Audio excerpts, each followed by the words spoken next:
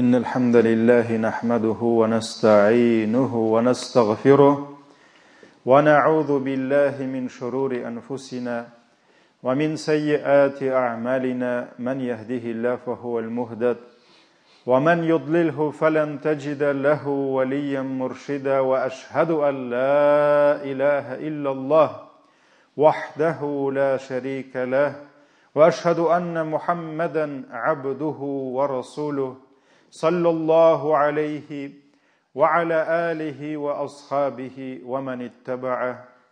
Ғалемнарны юктан бар кылып, безне үзенең шиксез нигъмәтләрендә яшатучы Раббыбыз Аллаһ Тәгаләгә мең шөкерләребез, мактау һәм улуглауларыбыз булсын. Безгә шушы хак динебезне өйрәткән, безнең өчен күркәм үрнәк булган, сөекле пәйгамбәребезгә күңел түрләребездән чыккан дугаларыбыз Аллаһ Тәгаләнең сәламы һәм салаваты булсын. Азиз кардәшләрем, хөрмәтле мөэминнәр, һәр кайсыгызны тақвалыкка чакырам. Аллаһ Тәгалә Куръани Кәримдә әйтте: "Я айюхаллазина аману тақуллаха хакка туқатih ва ла тамутунна илля ва антум муслимун." Әй иман китергән бәндәләр, Аллаһ Тәгаләгә тақва булыгыз. Тиешле дәрәҗәдә тақва булыгыз. Ягъни аның әмерләрен тиешенчә үтәгез һәм аның харамнарыннан тиешенчә тыелыгыз һәм Аллаһ Тәгалә әйтте, кисәтеп әйтте: "Мөселманлыгыгызны төзәтмәгән хәлдә минем яныма кайтудан сакланыгыз" диде. Аллаһ Тәгаләгә, азиз кардәшләрем, мең шөкерләребез булсын. Раббым безне исән имин, иман белән, дин белән изге Рамазан айларына ирештирде. Әлхәмдүлилләh, Рамазанның эштән бер өлешен, уразаларын тотырга, кичләрен, кыямнарын торгызырга Раббым безгә мөмкинлекләр насыйп итә. Аллаһ Тәгалә тоткан уразаларыбызны, кылган намазларыбызны кабуллардан кылсын һәм калган көннәребезне дә иман белән, Аллаһның хадистә әйтелгәнчә әҗр савабын өмет итеп, Раббым уразаларыбызны тотырга, кыямнарыбызны торгызырга үзе җиңеллек, үзе мөмкинлек Раббым насыйплардан кылсын. Абу Хурайра радиллаһу анху тапшырган хадистә Пәйгамбәрбез саллаллаһу алейхи ва саллям әйтте: "Мен сама Рамадана иманан ва ихтисабан гуфира лаху ма тaqaddama мин замби." Кем иман белән Аллаһ Тәгаләнең әҗрен, савабын өмет итеп, саулыгымны төзәтим әле дип түгел, бераз калынайып, симереп киткән идем, ябыгым әле дип түгел, иман белән Аллаһ Тәгаләнең әҗр савабын өмет итеп, Рамазанның уразасын тотса, Аллаһ аның элек кылган гынахларын кичерә диде. "Ва мен қама Рамадана иманан ва ихтисабан гуфира лаху ма тaqaddama мин замби." Һәм кем нәкъ шулай иман белән Аллаһ Тәгаләнең әҗрен өмет итеп, Рамазанны кыямда үткәрде. Кыям намазның рөкене, Аллаһ каршына тахарат алып, таравих намазларына килеп басабыз. Һәм әлхәмдүлилләh, күп мәчетләребездә 2-3 аят белән генә канәгатьләнмичә, 20 рәкъагатның һәр битендә бер бит Коръән укып, тыңлап, хузурланабыз. Менә Пәйгамбәрбез саллаллаһу алейхи ва саллям әйтте: "Кем Рамазанны кыямда торды, аның элгәре кылган гынахлары кичерелә" диде. Әлхәмдүлилләh. Ураза тоту үзе бер нигъмәт. Һәм намаз уку, Аллаһ каршына килеп басып, аның белән сөйләшү, аның сүзләрен ишетү, аңа рукух төшү, сәҗдәләргә төшү, ул җәмәгать безнең өстебездә йөкләмә генә түгел. Это не только обязанность, бу нигъмәт. Аллаһ безгә мөмкинлек бирә. Көненә 5 мәртәбә минем каршыма басты. Сөйлә моңзарларыңы ди. Sıra minнен ярдәм дей. А кеше әйтә: "Я Раббым, извини, пожалуйста, мне времени нет дей. К тебе ходить дей." Аллах, аңа без кирәкмибез. Аллах безнең намазларыбызга мохтаҗ түгел. Ләкин ул безгә әйтә: "Бәндәм ди, кил минем каршыма ди. Кил ди, озак түгел ди, кил ди, сөйлә ди, эшләреңне бушат ди, дугаларыңны кыл ди, сорар әйберләрең юк монда ди. Может, берәрсә кирәктер сиңа ди. Может, саулык кирәктер сиңа. Может, акчаң җитмидер синең. Бәлки ризыгың тараеп киткәндер. Бәлки проблемаларың бардыр. Гаиләңдә, эшеңдә, тормышыңда. Кил әле ди."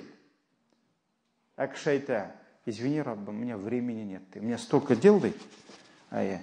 Шул хәтлек эшем күп ди, минем сиңа килеп намаз укырга вакытым юк ди." Менә бу нәрсә җәмәгать? Менә бу җәмәгать бик зур гынах.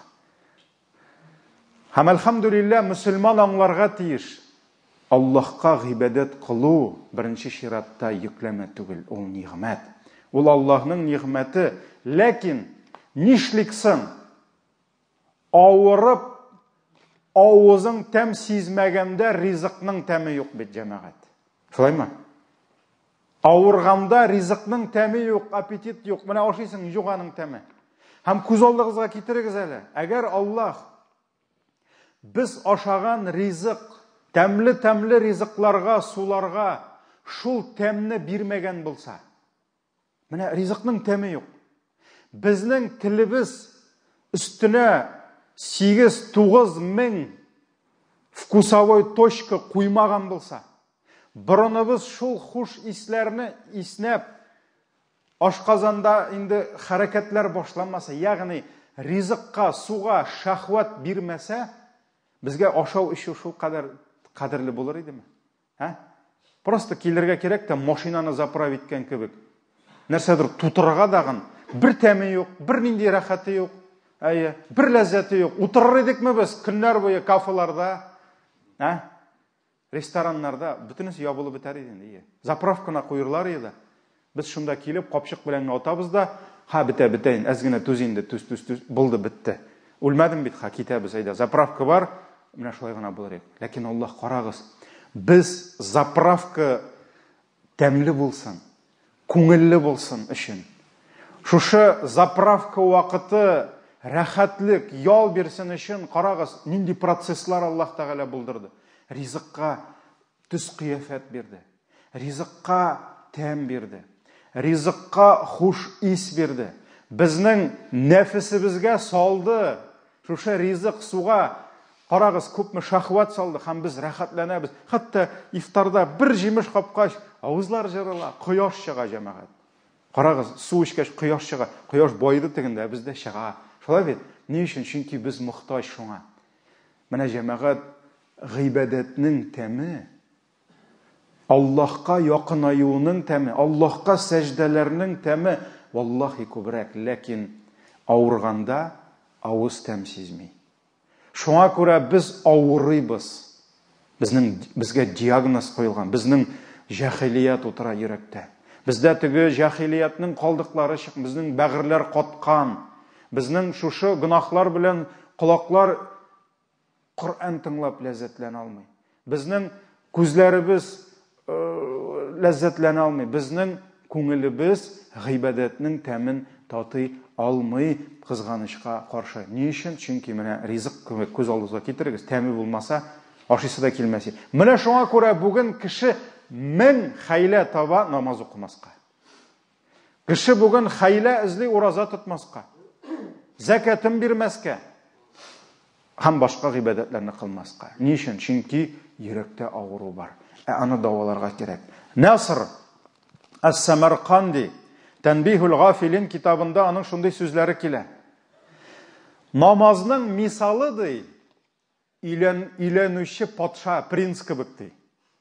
Шул кадәр принц өйләнгәнгә сөенә ди, ул ди туй ясаган ди. Һәм туй табынына ди, әллә нинди затлы ризыклар тезгән ди. Нинди генә төрле ризык юк ди. Нинди генә сулар, эчемлекләр юк ди. Һәм килгән кунак ди, һәр ризыкның ниндидер тәме, ниндидер файдасын күрә ди, һәр суның, һәр ичемлекнең ди үзенә күрә бер төсе, үзенә күрә бер исе, үзенә күрә бер тәме бар ди. Аллаһ ди безгә намаз табыныннан авыз итәргә чакыра безне ди. Намаз табыны ди.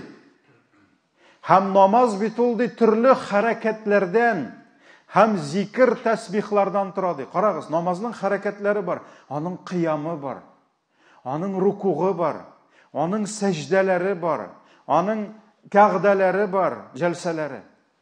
Аның хәрәкәтләре бар, һәм аның зикрләре бар. Бар Аллаһу әкбәр дип тәкбирләр килә. Бар сәнә дугасы, бар Фатиха, берничә аят укыйбыз, рукугның үз зикрләре, сәҗдәнең үз зикрләре. Һәм шушы Наср ас-Самарканди әйтә, намазның хәрәкәтләре ди, табын өстендәге ризыклар ди. Һәр ризыкның үз төсе бар ди, үз тәме бар ди. Кыямның үз тәме. Кыям это одно блюдо. Рукух это другое блюдо. Сәҗдә ансы иң тәмле блюдо. Һәр берсенең исе, төсе бар ди. Зикрләр ди, ул ичемлекләр ди. Син бу ризыкны ашаганда бу ичемлекне ичеп куйдың, бысын ашаганда мынсын кабып куйдың. Шуңа күрә намаз ди, ул табын ди. Син шул табыннан Аллаһ Тәгалә безне ди авыз иттереп ләззәтләндерә безне ди. Ләкин нишләргә җәмәгать? Әгәр дә калебләрдә авыру булса. Шуңа күрә намазның да, мөхтәрәм җәмәгать, аның җимешләре бар. Һәм менә шул җимешләрдән иншалла бүген ичкенә җимешне искә алып китәбез. Ләкин ул җимешләр бик күп. Һәм ул җимешләр өлгергән саен, кеше үзе өлгергән саен, аның тәме арта гына җәмәгать. Аның сыйфаты арта гына. Һәм иң беренче җимеш, менә бүген без сезнең белән яшибез ризык киң булган дөньяда. Мул дөньяда. Без бүген яшибез бүтән нәрсә җитә торган дөньяда, ләкин бүген кешегә җитми җан тынычлыгы. Бүген җан тыныч түгел. Бүген күңел рәхәтлеге юк. Һәм җәмәгать менә шушы иң беренче җимешне әйтәсем килә, намаз кешегә җан тынычлыгы бирә.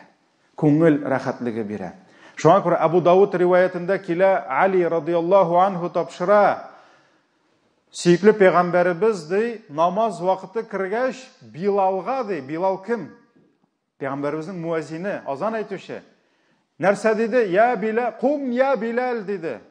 Бас Билал диде. Азан әйт. Ва арихна бис-сала ди. Һәм безне намаз белән ял иттерәле ди. Дай нам отдохнуть молитвой диде. В молитве диде. Намазга чакыргына димәде. Карагыз, нинди хикмәт белән әйтте. Һәм Аллаһның илчесе саллаллаһу алейхи ва саллям нәрсә диде? Ял иттерәле безне. Нәрсәдән ял итәргә кирәк? Дөньядан диде. Шушы дөньяның мәшәкатьләреннән диде. Дөньяның хәсрәтләреннән, дөньяның авырлыкларыннан диде. Безне чыгарып шушы дөньядан әйдә ял иттерәле Билал, азан әйт диде. Һәм шуннан да Пәйгамбәребез саллаллаһу алейхи ва саллям намаз вакыты кергәч сөенде җәмәгать. Сөенде, чөнки ял вакыты җитте. Менә хәзер дөнья мәшәкатьләреннән арынып, шүлдән чыгабыз, керәбез оазиска. Тегендә шүл, тегендә ком, тегендә таш, тегендә ни ишергә суы, ризыгы юк, иссе, көрәшергә кирәк, сабыр итәргә кирәк, ул дөнья. Менә монда оазис, монда су, монда ризык, монда салкын, монда рәхәт, монда яшеллек. Һәм менә мөхтәрәм җәмәгать, Аллаһның илчесе намаз килгәч сөенсә, бүген кемдер намаз биткәч сөенә. Шулаймы? Менә без үзебезгә сорау бирик. Кашан без күбрәк сөенәбез? Намаз вакыты кергәчме, әллә намаз үтеп киткәчме? Ягъни намазга кергәндәме? Әллә намаздан чыгып дөньяга кайткандамы? Кая безнең оазис бүген, безнең йөрәкләр? Менә моны һәрберегез үзенә бирсен бу сорауны. Чөнки җәмәгать, ни өчен кеше бүген намазда ял итмей, намаздан ял ите. Әйдә, намаз укыдык, ял итеп алыйк әле, хәзрәт. Намаз укыдык, намаздан ял ит. Алай түгел. Пәйгамбәрбез намазда ял иткән. Ни өчен кеше бүген дөньяга чыкканда сөенә, чөнки аның йөрәгендә дөнья утыра. Ни өчен без намазда басып торабыз? Безнең дөнья, тәннәребезне, афарин, молодцы барыгызда. Тәннәребезне айырдык бүген, килдек җомгага. Әле монда хәзер кем нәрсә уйлап утырадыр? Шулай бит. Әле намазга баскач, менә узакка китте буга инде намаз, минем тегендә эштә әйбәт микән инде тәртипләр, әйберләр сатыла микән инде, тегендә таралышып бетмәделәр микән, тегеләй микән, минем анда базарда җимешләр ничек микән, менә шуңа күрә җәмәгать, дөнья утыра, шул кадәр утыра, намаз нишләде? Аның сөйгәненнән аны айырды. Ул шул дөньясыннан айырды. Шуңа күрә аның өчен иң тәмле намаз нинди? Иң кыска намаз. Иң кыска намаз аның өчен иң рәхәт намаз. Хәзрәт кул хуалла белән ихласны укыса, аннан да яхшы хәзрәт. Давай шул мәчеткә барабыз. Ул хәзрәтне кыска тота ул. Миңа да берәү әйтә, хәзрәт, мин син шул кадәр яратам ди, вагызларыңны ди, но мин сиңа бик бармыйм, син узак сөйлисең ди. Шуңа күрә мин теге хәзрәткә барам, 10 минутта тиз генә хәл итә дә, мин эшкә чабам ди. Бәлки эше бардыр, гаепләмим. Ләкин җәмәгать гомум алганда ул безнең проблема. Без намазда ял итмибез. Без кызганыч намаздан ял итәбез. Без намаздан ял итәбез. Шуңа күрә Анас ибн Малик радиллаһу анһу тапшыра, Пәйгамбәрбез саллаллаһу алейһи ва саллям әйтте, бу дөнья нигъмәтләреннән ике әйбер миңа яраттырылды ди. Ягъни Аллаһ йөрәгенә мәхәббәт салган ике әйбергә. Беренчесе хатын кызга ди. Пәйгамбәр хатыннарын яратты. Хатын кыз затын яратты. Ул теге кайбер азган кеше әйтергә мөмкин, Пәйгамбәр хатыннарны яраткан ди. Пәйгамбәр теләсә яратыр иде бөтенесендә. Ләкин Пәйгамбәребезнең хатыннары булды. Хәләл хатыннары булды. Һәм ул бер кашанда үз гомерендә чит хатынга бармагы белән дә тимәде. Аның үзенең хәләл хатыннары булды. Һәм уларны бик яратты. Шуңа күрә хатын кыз яраттым һәм хушбуй яраттым ди. Намаз ди, минем ди услады ачей ди. Күз карам булды ди. Күңел шатлыгым минем булды намазда ди. Һәм Пәйгамбәрбез уразаны да әйтмәде хәтта.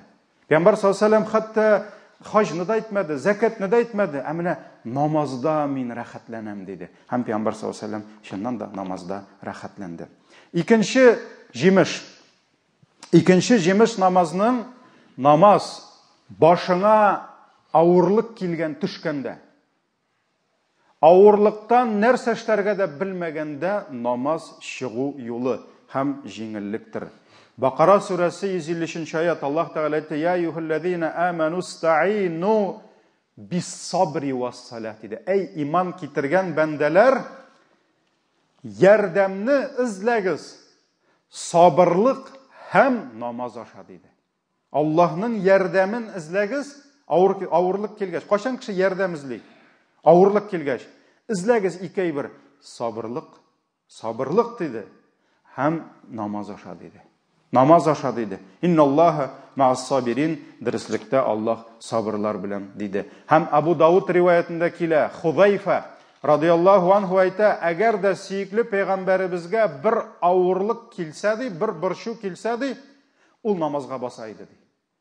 Чөнки намазда Аллаһ аңа ярдәм итә иде. Аллаһтан дуа кыла иде. Бәдр сугышында мөселманнар ничәү, мөшрикләр ничәү? Шулай бит, көч җитмей, авыр, нишләргә, кылычлар бәрелешә, кан түгелә. Ял иткәндә ди, сахабалар әйтәләр, без бөтенебез ятып тордык, хәлсез идек ди, ләкин пәйгамбәрбез ятмады ди. Ул намазда иде ди. Һәм Аллаһтан ярдәм сорады ди. Һәм Аллаһ бирде җиңүне. Шулай бит, шуңа күрә пәйгамбәр саллаллаһу алейһи ва саллям авырлык килсә намазга баса иде. Имам Бухари риваят кыла, бер вакыт Аллаһның илчесе ди, сискәнеп, йокысыннан борчылып уянды ди.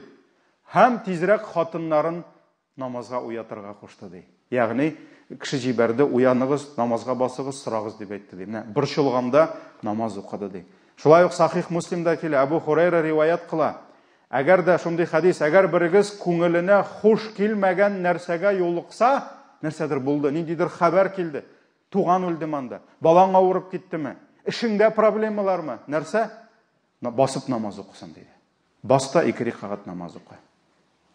Сахих Муслимда келе. Шуңа күрә, мөхтәрәм җәмәгать, намаз аша мөселман Аллаһның ярдәмен ала. Намаз аша мөселман Аллаһы Тәгаләгә мөрәҗәгать итеп, Аллаһ намаз белән аның эшләрен аша. Һәм моңа бик күп дәлилләр тагын китерергә була, ләкин вакытыбыз чикледер. Һәм өченче бик зур җимеш, намаз кешене бозык һәм яман эшләрдән туктата. Монсын берничә сүз русчада әйтеп китәм. Дорогие братья, сегодня мы говорим о сладких плодах великого поклонения намаза. И вот третий плод, к которому дошли, до него мы дошли, намаз. Всевышний в сура Аль-Анкабут, паук, в 45-м аяте сказал: «Инна салята, воистину намаз, танха, запрещает аниль фахша и валь мункар, от всей мерзости и предосудительного». Намаз запрещает человека, останавливает человека от грехов. И Хасануль Басри, это один из самых знающих табигинов, последователей и сподвижников, сказал: «Я ябну Адам, о сын Адама, именно намаз останавливает тебя от всего предосудительного, от всей мерзости. И если твой намаз не остановит тебя от грехов, значит, у тебя нет намаза». Вот это баракат, это милость Аллаха, одно из свойств намаза, когда человек совершает искренне 5 раз в день намаз, он получает 5 проповедей в день. Он стоит и слушает Аллаха, он чувствует близость к Нему. И вот это заставляет его отказаться от грехов. И человек, который утверждает, что он совершает 5 намазов, но в то же время мы видим, слышим, как он переступает границы дозволенного. Если он совершает зина, он принимает спиртные напитки или еще что-то, значит, у нас огромный вопрос, вопросительный знак насчет его намазов. Потому что Аллах говорит, намаз запрещает, а его намазы не запрещает. Поэтому Хасан аль-Басри сказал: если твой намаз не запрещает тебя, не останавливает от грехов, значит, у тебя нет намаза. Значит, или он не читает намаз, или он их пропускает, или же он совершает намаз не должным, неподобающим образом. Абдулла ибн Мас'уд говорил: пока у человека не будет покорности своему намазу, в отношении намаза, намаз не принесет ему пользу. И тогда он привел этот аят. Воистину, намаз запрещает человеку совершать мерзость и предосудительность. Поэтому ученые сказали, что покорность человека должна быть по отношению к намазу. Если человек не покорен своему намазу, этот намаз не будет запрещать его от дурных дел. Поэтому мусульманин должен работать над качеством своих намазов. Он должен трудиться за каждое движение. Он должен понимать, что такое каям. Перед кем? Он когда берет тахарат и идет к Аллаху, он должен понимать, перед кем он сейчас встанет. Перед кем он стоит. Почему у него глаза, взор опускается вниз? Не только потому, что это в книге так написано, потому что он стоит перед Создателем небес и земли.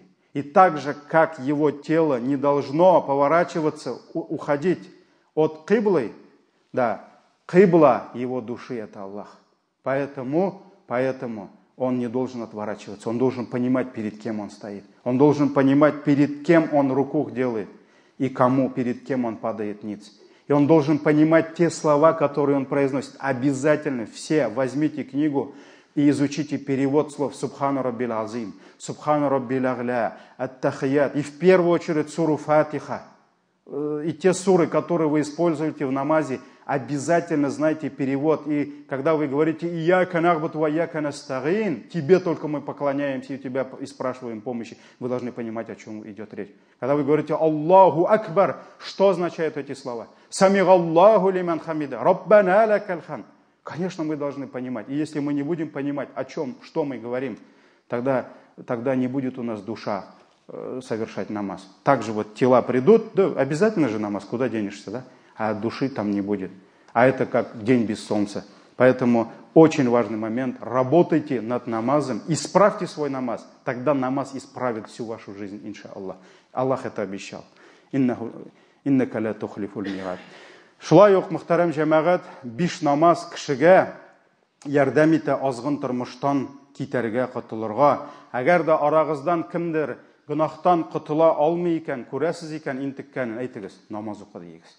Намаз укы диегез. Бер кеше килеп, хәзрәт ди, менә зина кылмыйча булдыра алмыйм ди. Шу кадәр көчем күп ди. Валлаһи, мин моны уйлап чыгармадым, җәмәгать. Шу кадәр көчем күп ди. Шу кадәр дәртем күп ди. Bütün любовницаларны бетердем инде, берсен генә калдырдым ди. Ну, ансыз булмый ди. Мен хатыным җитмей ди. Шуннан соң әйтәм, абый, намаз укыйсыңмы? Юк, укымыйм, какой намаз монда ди? Менә бит әле ди, проблема ди. Аракысын да эчмим, ни? Абый, намаз укы. Анда баргач та укыйм менә ди. Мен әйтәм, анда баргач та укы намазыңны. 2 ай намаз укы, 1 ай намаз укы да, аннан миңа килерсең. Аны да тәүбә иттербез, сине дә, мен сезгә никах укыйм дидем. Әйе. 1 ай юк, 2 ай юк бу абый, 3 ай юк. Шуннан соң карыйм җомгаларда күренә бу. Мен әйтәм, абый, кил әле, качан барабыз никах укырга сиңа? Хәзрәт ди, мин анда барган да юк ди. Нигә бармыйсың соң, әйтәм. Менә син намаз укы дигәннән соң ди, Аллаһ минем күңелемә бирде ди. Намаз туктата. Шуңа күрә нәрсә? Абу Хурайра радиллаһу анһу әйтә, бер вакыт ди, Пәйгамбәрбез саллаллаһу алейһи ва саллям янына бер кеше килде һәм әйтте ди, я Расулаллаһ, фәлән кеше бар ди. Төннә намаз укый ди, иртә җитсә барып урлый ди. Нәрсә инде бу ди? Пәйгамбәр саллаллаһу алейһи ва саллям нәрсә ди?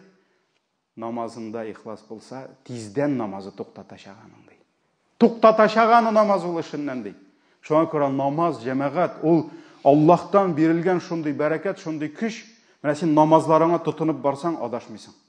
Син намазны сакласаң, Аллаһ синең бөтен динеңне саклаячак шушы намаз аша. Шуңа күрә иртәнге намазның вакыты Аллаһ куйган, илә вакыты, алар һәрберсе бүленгән, һәрберсенең хикмәте бар, һәрберсенең заправка вакытлары бар, җанга, тәнгә. Менә шуңа күрә җәмәгать без аларны саклыйк, Аллаһ Тәгалә безне саклар иншаллаһ. Ихфадиллаһ яхфадка диде Пәйгамбәр саллаллаһу алейһи ва саллям, Аллаһны сакласагыз, ул да сезне саклар диде. Баракаллаһу лакум. Баракаллаһу лана ва лакум фил Qur'анил азим ва нафагна бил аятиhi ва зикрил хаким иннаху хувал ғафурур рахим.